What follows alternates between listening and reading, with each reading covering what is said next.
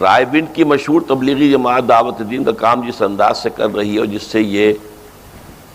پوری دنیا میں پذیرائی حاصل کر رہی، کہ آپ کے خیال میں دین اسلام کی دعوت کا صحیح حق ادا کر رہی ہے یا اس میں کچھ مزید بہتری ہو سکتی ہے؟ عام طور پر میں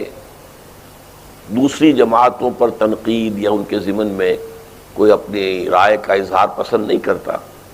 لیکن اب چونکہ بات آپ نے کی ہے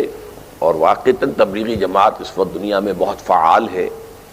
اور اس کا بھی جو اجتماع ہوگا وہ واقعہ یہ ہے کہ شاید 15 لاکھ آدمی اس میں جمع ہو جائے، جو پاکستان میں تو کسی اجتماع کے اندر اس کا امکان نہیں ہوتا۔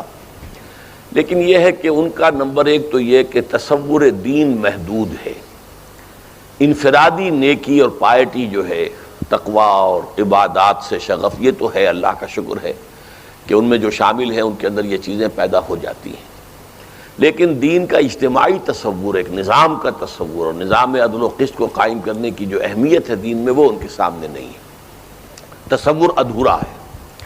پھر نمبر دو، ان کا جو میڈیم آف دعویٰ ہے، دعوت کا ذریعہ، وہ قرآن نہیں ہے، بلکہ یہ کہ وہ اپنے ہی کچھ باتیں جو ہیں وہ کرتے ہیں، اور کچھ بزرگوں سے سنی ہوئی باتیں،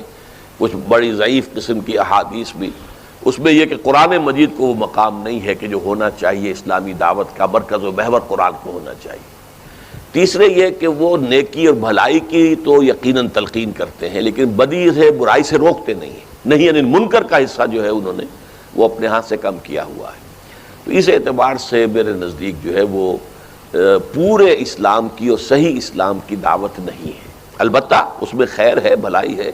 جو بھی شامل ہوتا ہے اس کو کچھ نیکی تو حاصل ہو جاتی ہے۔ باقی میں نے یہ جو سوال کا دوسرا حصہ ہے،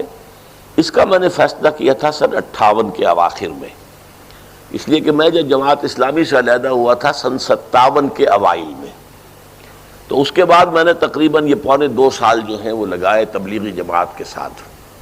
اور میں سہ روزہ کئی لگائے، چلہ میں نے کوئی نہیں لگایا، لیکن یہ کہ پوری جو ہے شب جمعہ کا میرا یہ روٹین رہتا تھا کہ جمعرات کی شب کو، جو شب جمعہ کہلاتی ہے، جمعے سے پہلے یعنی جمعرات اور جمعے کے درمیانی شب مسجد میں ان کے ساتھ ہی گزارتا تھا میں، اور مغرب کے بعد جو ہے جمعرات کو ان کی تقریر ہوتی تھی، اور جمعے کو فجر کے بعد میرا درس ہوتا تھا۔ یہ ہماری آپس میں ایک جینٹل مین ایگریمنٹ بھی تھا۔ لیکن بہرحال میں نے اس کے بعد ان کے ایک بڑے اجتماع کو اٹینڈ کیا جو کوئٹے میں ہوا تھا اس وقت وہ 15,000 کا اجتماع بہت بڑا اجتماع تھا 58 میں، اب 15 لاکھ کا ہوتا ہے تو، لیکن اب اس وقت وہ 15,000 کا بہت بڑا اجتماع تھا۔ تو میں نے یہی محسوس کیا کہ یہ جماعت اس سے آگے نہیں بڑھ سکتی، اس کا اپنا ایک چکر ہے جو چل رہا ہے، اور یہ جو ہے کسی بہت ہی صاحب ہمت آدمی نے جیسے کسی چکر کو چلا دیا ہو، مومنٹم اسے دے دیا، بس وہ چل رہا ہے، ذرا سا بھی اس سے ہٹے گا تو اس کا مومنٹم ٹوٹ جائے گا، پھر یہ خود بخود جو ہے وہ فیل ہو جائے گی۔ تو میں نے اچھی طرح سوچ سمجھ کر کے اس میں وہ شے داخل نہیں کی جا سکتی،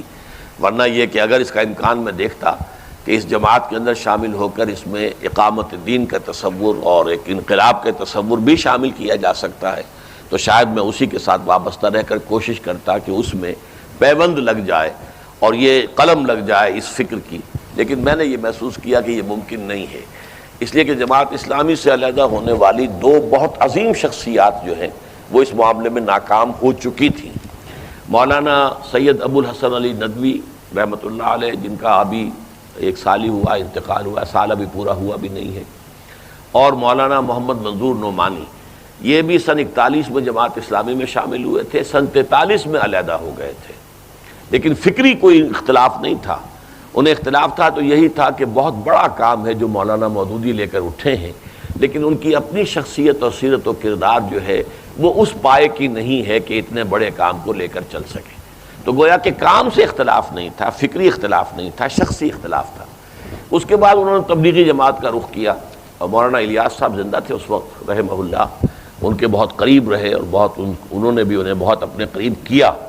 لیکن یہ کہ پھر بھی ان کو وہ جو فکر تھا ان کے اندر جس کی وجہ سے وہ جماعت اسلامی میں آئے تھے، اس فکر کو وہ شامل نہیں کر سکے وہاں، بلکہ بالآخر پھر انہی کو مایوس ہو کر تبلیغی جماعت سے بہت اپنا تعلق کمزور کرنا پڑا۔ وہ اصل میں فکر اپنی جگہ پر جو ہے وہ اپنی جگہ اتنا زوردار اور پختہ ہے کہ اس میں کسی اور شے کی پیوند کاری ممکن نہیں ہے۔